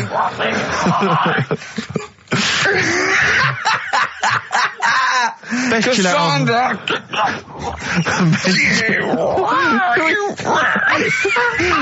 Who is that supposed to be an impression of? Which member of the cast is that? Oh, Is that Cheeky Dell? I don't know. Best chill out album ever, the best air guitar volume 2. And of course, for all our fans, Doctor Who, The Aztecs. That's on DVD, and that's one of the William Hartnell Doctor Who. Alright. That's the worst impression I've ever heard. That's brilliant. Right, what's the then? Right, three cryptic stuff. Oh, come on. Right. Rodney, Three, I can't do it. No, come on! Right, three cryptic clues. some of which may be wrong. Yeah, and don't take the letters literally. Yeah. Right, go on. And some initials, and it makes up a band. So here we go then. There's three of them. You email in ricky.gervais@xfm.co.uk. Yep. Right, here we go then. Yep. Number one. The weather stinks, doesn't it? The weather stinks, doesn't it? Yeah. That's R. That's R. Right. The weather stinks, doesn't it? Yeah. Second one. Look, Gran, just get on the boat and help us out. Alright, give us that again. Look, Gran, just get on the boat and help us out. Look round, just get on the boat and help us out. What's the initial? R again. R again, interesting. Yeah. And then the third one, if you're going to do that with your drink, I'd let it settle for a bit before you open it. CK. CK. Alright, Once more? So quickly, all the way through then. Number one, the weather stinks, doesn't it? That's R. Look, Gran, just get on the boat and help us out, will you? That's R as well. And then the last one, if you're going to do that to your drink, I'd let it settle for a bit before you open it. CK. Ricky.gervais@xfm.co.uk. Brilliant. Fantastic. Right, we'll have a bit of vinyl. Let's have a classic from the Merchant Collection. That's going to be the new single. Eminem. Sing for the moment. I like that. Not On bad, XFM 104.9. Ricky Gervais, Steve Merchant, Karl Pilkington. All right, Karl? All right. What's the matter? Huh? Just, you know what's the matter. What? Should I explain? If you want. I'm sort of an independent adjudicator, and I couldn't help but notice that you both went out to make the teas, but only one of you came back with a wig made out of that poppy stuff that you pack. Bubble wrap. Bubble wrap, yeah. That you And he didn't want me to do it with sellotape, so I kind of did it with elastic bands that I found. Apparently it hurt his ear, it's cut into his head, and look at him, he's annoyed. I don't know. There's not many times I've ever done, any form of work really, where halfway through it, let's say a 2-hour live radio show, one of the people has said to the other, can I make out of this big cardboard box a bishop's hat for you? Well, I did that, and start fashioning that. And when you should be and the concentrating on the sellotape show. hurt his eyebrows. So when we went to the kitchen, I kind of did it with elastic bands, and that was cutting into his ear or something. I don't know, making excuses. Oh, Carl, you are here for Ricky Gervais's amusement. I think if you check the small print of your contract. have you got anything interesting about a monkey or an ape, so we can do chimpanzee that? I know something that a lot of other people will know, but I'll Well, let's do it then. What's it called again? Well, should we do a jingle? Well, do a little jingle for us then. Oh, chimpanzee that! Brilliant. That's great. Right. So I look forward to that every week. Yeah. And what's Go on, your who's the interesting interesting chimp fact? fact? Right, it's about this monkey ages ago. Of course. Don't know where it happened. 17th century? I think it was a chimp. Right. Got caught having a fag. You know it? What do you mean, do I know it? Oh, narrow it down. Loads of chimps are caught with woodbines. Right. Got caught having a fag. So it was sent to court. And Was it underage? it was And it got someone to go into the newsagent for him. Did he get a bigger gorilla to go into the newsagent to get 20 Rothmans? it ended up doing time. Because it was Go smoking back a minute. something. Wait a minute. What I mean- Whoa. No, I don't know that's as much as I know, so there's no point questioning. That is as much as you know, isn't it? Quite literally. Sorry, but why did he go to prison? It's against the law to have a monkey having a fag. In a built-up area. What are you talking about? It's against the law for a monkey to have a fag. What if it got it himself? Even if it just... What about if it earned it himself, just like moving tyres round or mucking out the zebras? I don't know the full story. You don't know the full story, do you? But do you think... You never do I you? presume it was a monkey from a zoo, right? Yeah. Do you think it'd be fed up, though? Because in a way, it's home from home, isn't it? When I read it, I didn't think it was that bad, because I just Carl, thought, well... they don't put monkeys in prison. They didn't put the monkey in a prison. They're overcrowded. They haven't got the space. Well, I'll find it and give you the where I got it from, and you Chopper Harris was furious because the monkey got the top bunk. Yeah. Can I just... And he did. Okay, then... Oh, chimpanzee that. Another one next week. I don't think so. Rockbusters, right? Can I just recap? Yeah, because actually I have to say you've really stumped people this week. Yeah. Well, either that or they just can't be bothered anymore. Well, oh, they're wrong again. No, right. I think the prizes are so pitiful they can't be asked. Let me just explain it again, just in case they don't understand it. It's a cryptic clue, right? And it makes up a band, and the initial that I give you is the initial that the band or the artist starts off with. So last week, I can't remember, but we did AK, an exploding pet, atomic kitten. That explains it. So very quickly, number one. No, last week we did FP. That you gave out the clue. FD, Frida Payne. Yeah, it was an error. So they're all right this week, though, are they? Yeah, the weather stinks, doesn't it? That's the cryptic clue, and the letter is R. Number two. That's the rainy smell, boys. Right. Look, Gran, just get on the boat and help us out, will you? That's R as well. And the last one, if you're that's rigging nanny. If you're going to do that to your drink, I'd let it settle for a bit before you open it. That's CK. Right. Ricky.gervais@xfm.co.uk. Plus, keep your problems and queries coming in for Carl. We've got another one as well, which I'd like to give you after the next track, Carl, if I may. All right. You've got a problem, haven't you? What with? Oh, yeah. Listen to this, Carl. Let's play a record. Let's come back with this. It's an amazing problem. Wow. You're getting celebrities asking you questions now, Carl. That's David Bowie. Is there life on Mars? Do you reckon? I reckon there's more going on than just us messing about. I reckon. I hope so. I think. Tell Steve your problem that you aired to me. Well, do you know, like, I'm always thinking about stuff when I'm washing up. I'm just going to look at Steve for the reaction when this question comes out. Okay. There's been a few things I've been thinking about. Do you know, like, how I try to confuse a computer by putting in Y in the search engine? Yeah. So, along the lines of that, I was thinking in the week, if you put a chameleon on a mirror, what would happen? Right. And also, this is a bit of a bigger issue. We're always making more and more stuff, right, in the world. You know, big buildings, big planes, big boats and that. Will we ever get to a point where all this is too heavy for the world to handle? Right, what error has he made there, Steve? What physical, scientific error has he made there with that question? I can't begin to explain it. Carl, we're not getting the rocks from other planets. It's already here. It's like having a big pile of books in a room and then moving them over to the other side of the room and build a thing going, oh, can the room take it? I'm building a lot of things out of these books. What about plastic? Where's that come from? Other chemicals that existed on the planet. Yeah. Do you see the point? Hang on a minute, though. What about a little tree? You plant that as an acorn, it grows, Rick. That's bigger. That's more stuff. Yeah. Don't listen to him, Carl. He's patronising you. What about acorns and that, though? Right. They grow from minerals and proteins already in our atmosphere or in our the mass of Earth. What about a cat, Carl? Right, you get it. It's a very tiny kitten, but it grows up and it's bigger. Carl, he's doing it on purpose. Elephants. They're very small to begin with, but they get bigger and bigger and bigger, and so they get heavier and heavier. Mind you, dinosaurs have gone. You know, but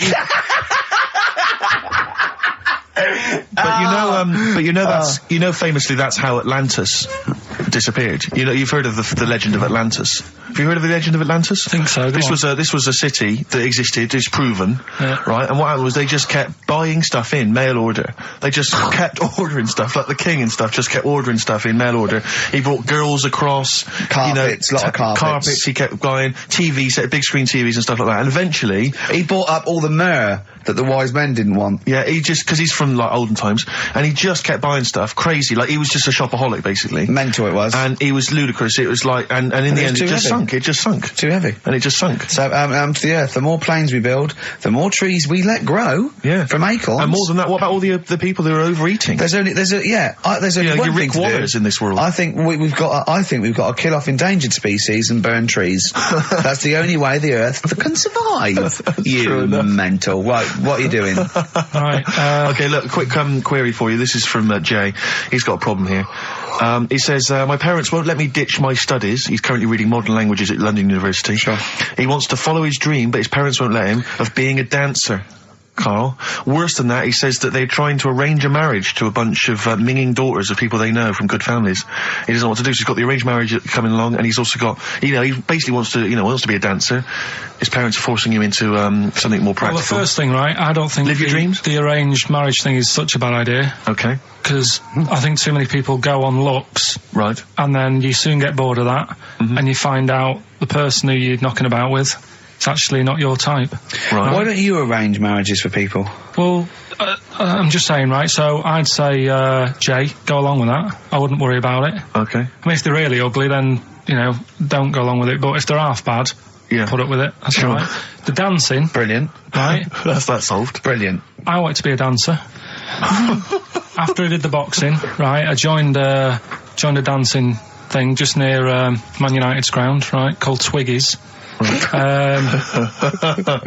along, I wanted to learn some moves. How old were you?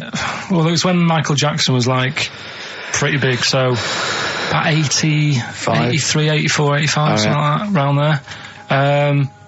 Wanted to do it.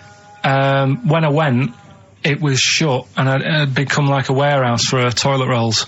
So in a way, I wonder what would have happened. Sorry, how is that an anecdote about you going through dancing? You've told me before, you did boxing for a while, you did dancing for a while. You had a true fight in the boxing, you didn't even get in the... That's not an...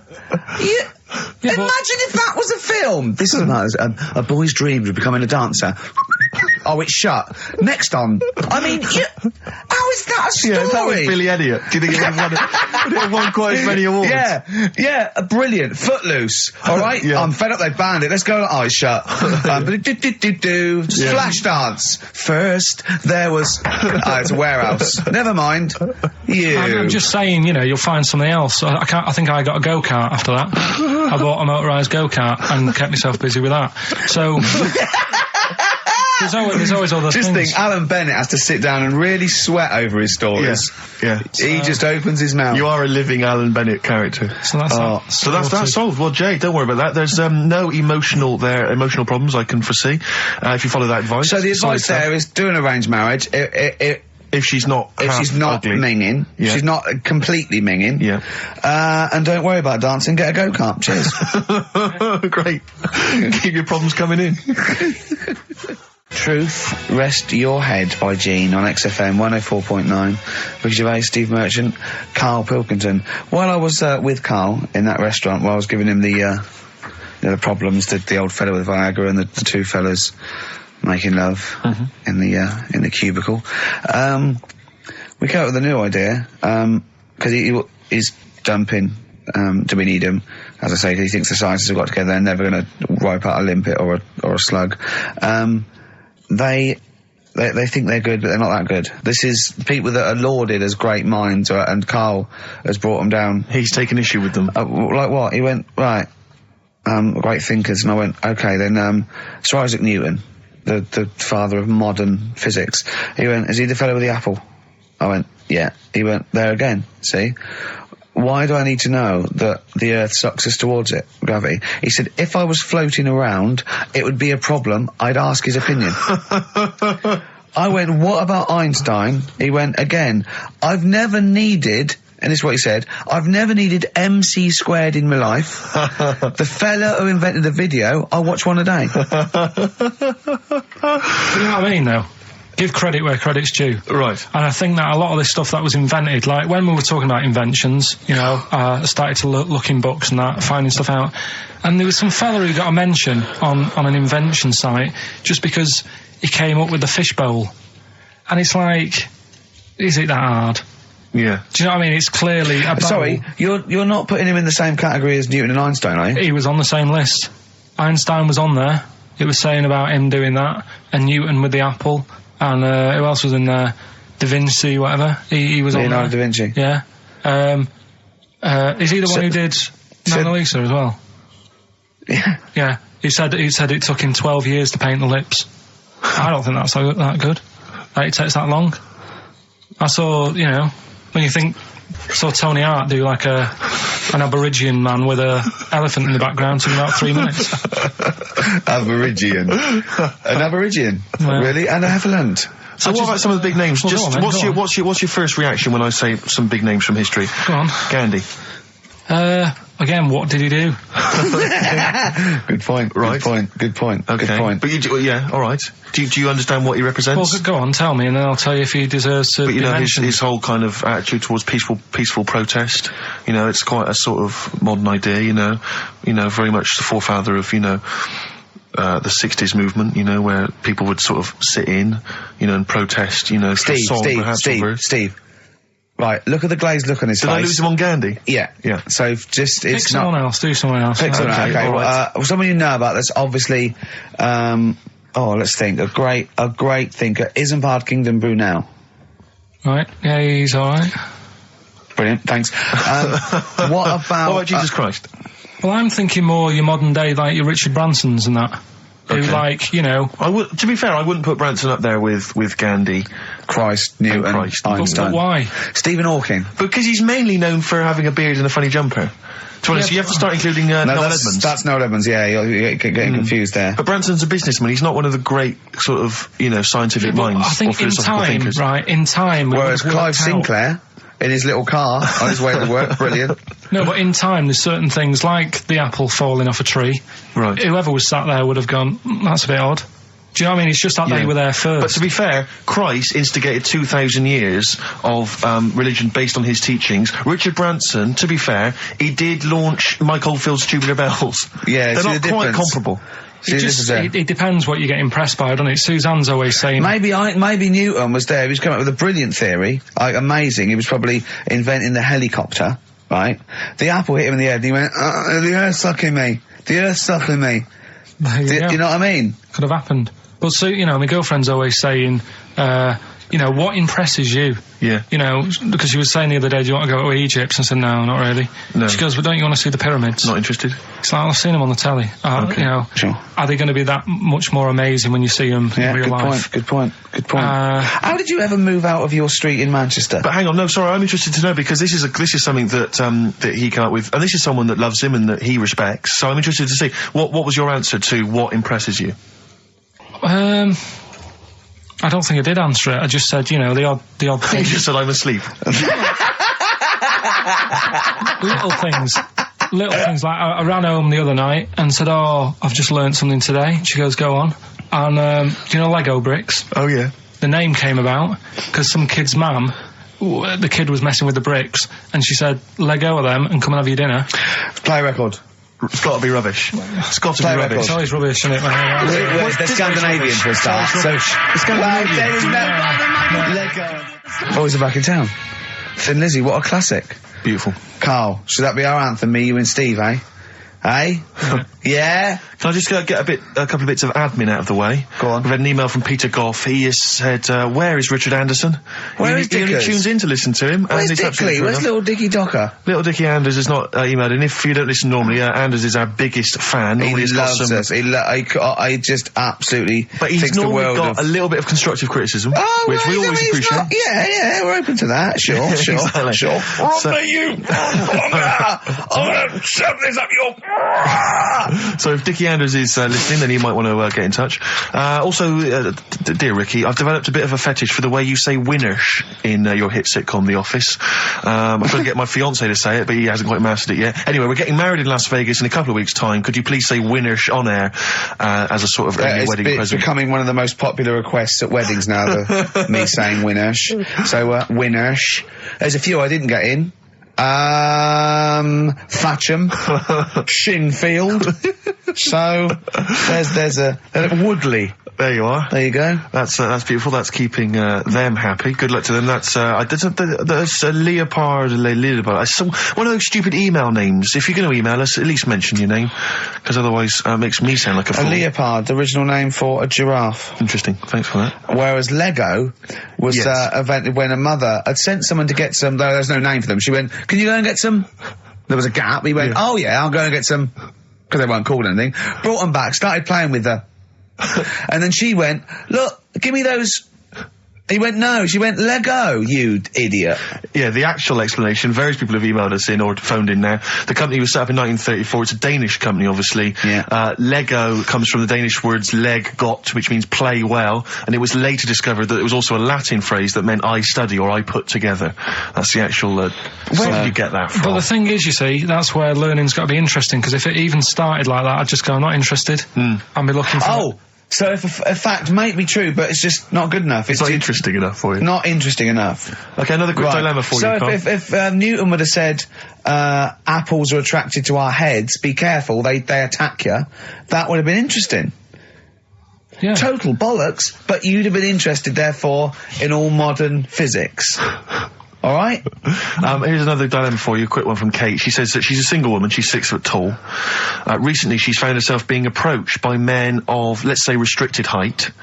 And she's not desperate, but is it ever acceptable in her, she wants to know now, is it ever acceptable for a taller lady to go out with a person of restricted growth? What do you think about that? If you see that on the street, do you think it looks bizarre, do you think it looks odd, or so should she a just go with 6 foot woman with, someone of a dwarfish persuasion. we can't say sort of that or the midget word, but I mean, as a little fella. Yeah. Is that so? There's a noticeable difference in their height. Is that ever a problem? Do you feel? She's 6 foot. He's 3'4". Yeah. If I saw it, I'd just think she's doing it. Okay, let's not do this now. No. Come on, she's doing it what? Oh. No, for attention in a way. Because there's loads of other people. See, I told you, Steve. Yeah, I know, but I'm just. I mean. Is that serious? I think so. Well, I mean, if whatever makes you happy. Please don't ask Carl these sort of questions. Do you know what I mean? If it makes her happy, then do it. But in a way, you're not going to have a normal life. Oh, God. No, but you're not, because they're going to get sticks. There's no point bringing trouble onto yourself. Carl does not necessarily reflect the opinions of anybody else in the world. Hold on. This woman, she doesn't live in a forest in a little cottage, does she? She hasn't got long black hair and wears a sort of... She says the guy she's going out with is a miner. Really? In a crystal mine, yeah. And he just sings all day on his way to work. Has he got 6 mates? Apparently so. Okay, what do you think of that, Carl? I'm still... sorry, I wasn't listening. I was thinking about... Someone just called up and called him dopey. Yeah. Didn't they? I mean, whatever. Do you know what I mean? Why? What's the matter with you? What's the matter with you today? I'm just saying. What, you're fed up with people taking issue with some of the stupid things you say? Lego was invented by a mother going, Lego of that. What are we going to do with all the buildings? The earth might collapse. What do you expect people to say? Well, even our listeners know you're talking rubbish, and some of those aren't allowed to wear socks. I mean... Listen, right, last week when I did Do We Need Them, do you know when I called up one of the museums in a science museum? Yeah, are you talking to me? Yeah, I'm just saying, I wanted to tell you before when the song was on, but you're so busy listening to it. Yeah, was I so busy listening to a song I was playing? Yeah, but we're doing a radio show, aren't we? All right, what's your point? Well, I just wanted to say, she emailed in to say I got her name wrong, so I'm just apologising for that. What did you call her? I think I called her Jessica. What was her name? I don't know, I got it on email somewhere. What? This is not an apology! No, I'm You've just got saying... it wrong again! You've not even said her real name! How is that an apology? Well, I remember, I read the email, so, yeah, But who are you apologising to? I think her name's Jackie, I think. Oh, you've got it wrong again, haven't you? Well, anyway, and she just said if you want to see dinosaurs and that, go to the museum. You were complaining about that as well, weren't you? You went to a museum and there was too many dinosaurs. He said you just need 4. No, well, Steve, have you been to the one in Knightsbridge? I think this so. one that I called up, right? It's nice. You go in, you get a good collection of stuff. You walk in, there's 3 or 4 dinosaurs. You've had enough, right? I went into New York, right? I went to the museum there, hundreds of them. You can't move for dinosaurs. Yeah. It's almost like they're responsible for them being extinct. There's loads of them. So all I'm saying is, if you want to see a dinosaur, go to the one near Knightsbridge. They've got a nice selection, some old vases and stuff. It's worth going. So, do you work for them? Because that was a pretty big sell. Well, you could work that over to quite an advert, I imagine. Brilliant. Carl, you're fed up, aren't you? Because you had to get up early. Well, that's another thing, but will we give out the answers for... Let's do that after we've played the next tune. I have to say that I'm wondering if Rockbusters, like Do We Need 'Em, is beginning to run its course, because this week we've had very, very few right answers. I think you're just getting too complicated. Yeah, because there's clues and his answers are rubbish. Why don't you start doing proper ones? These are good. We started off easy. If you remember. I think some of them are a bit tortuous. They but anyway, don't work. Some of them don't work. Well, come up with some stuff then. Let's play a tune. Well, I have. And we'll come back with the Rockbusters answers in a second. You haven't come up with anything. The Gravediggers, 1-800-SUICIDE. It's a good tune, that. I've always enjoyed it. XFM 104.9. Well, that's nearly it from Ricky Gervais. That's me, Steve Merchant. One of the 50 most eligible bachelors in Britain. I hope people as well, if you buy Company Magazine, if there's any ladies listening, every week, of course, I've played you a song for the ladies, and I hope now that you'll be able to return the favour and maybe vote for me. Buy Company Magazine, vote for me, so I become 50, the number one most eligible bachelor. That wouldn't mean anything then, would it? What do you mean? Well, it wouldn't mean anything then, would it? If they voted you and you got into the top 30, it wouldn't mean anything because you've asked them to do it. What are you talking about? Of course, because it means that they care for me enough, and then they are impressed and charmed by enough that they've actually made that effort. That's beautiful. I think that would ruin it. Well, let's wait and see what the results are. Do you think? Getting off that, because we don't want Steve to use as a platform to get in the top 48. He's bound to beat a couple of people. But what do you think of him now, Carl? Now you've known him for these many years. What do you think of his looks objectively now that you've known him? Can you remember what you first thought? Like I say, he's changed a bit. He's sorted himself out a bit. Yeah. Looks a bit better. How? What's he done? I don't know. His hair's better. Yeah, what was it before? It was just a bit nothingy. Do you know what I mean? It was like just like if you just let your hair grow and do its own thing. Yeah. Whereas now it's got a style. Yeah. So it looks good. Glasses, he's changed. His glasses are stylish. Yeah. Just stay sat down. Like Rockbusters. Some people like tall men. Yeah, go on. That's right. First one. The weather stinks, doesn't it? Yeah. That was R, which was rainbow. Right? Rainbow? Like rain is the weather, and it smells like body odour. Body odour. No, it's B-O. It's B-O. That's pronounced B-O. Well, yeah, but you've got to play... It's not pronounced bow, and it's not spout bow. Who calls it bow? Everyone knows it's B-O. What, you don't care? You don't care that doesn't work? Well, they got it, so again, as long as one person got it, Carl. As long as they're getting it. One person got it. Of all the emails, one person got it. Second one, look, Gran, just get on the boat, will you, and help us out. Go on. That was R.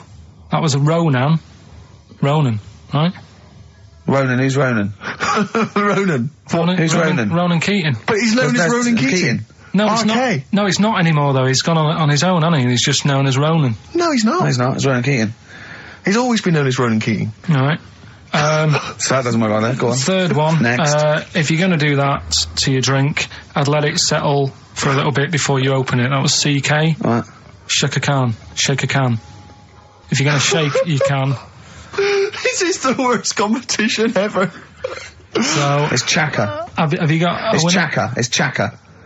It's Chaka Khan. Shake a can. No, Chaka Khan. What you got? Chaka can might have worked. To throw a can. Who got all three right then?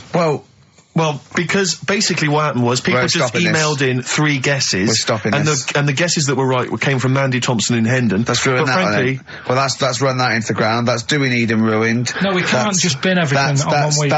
I don't think we're going to get that. Oh, they're not as good as they think they are because you only picked on Newton Einstein. You don't know anyone else. You don't know who Gandhi is. Chimpanzee that. You've run out of I did like the jingle for that though. Oh, chimpanzee that. That was a great jingle. Yeah. But sadly we won't be able to use that again. So who's won anyway? Well, it was Mandy Thompson I mentioned, but as I say, she guessed, so I mean, she can have the prizes, she's welcome to them. But I think we should knock it on the head, Carl. Maybe you should come up with something new. No, I think it's still got a few weeks in it. I think we should take some time off. Well, Yeah. What about, like, the foreseeable future? Don't know. song does for that the sound? lovers. Do you want to just play A song that? for the ladies. Listen, you know I think it's maybe the March issue of Company Magazine. Buy that. Top 50 most eligible people. There's probably an address or a phone number to call. And here's another song for the ladies, maybe just to charm you further. Tom the Model by Beth Gibbons and Rustin Man. Carl, say And Karen goodbye Allen. and say it nicely, like you're happy. See you later. Is that the best you can do?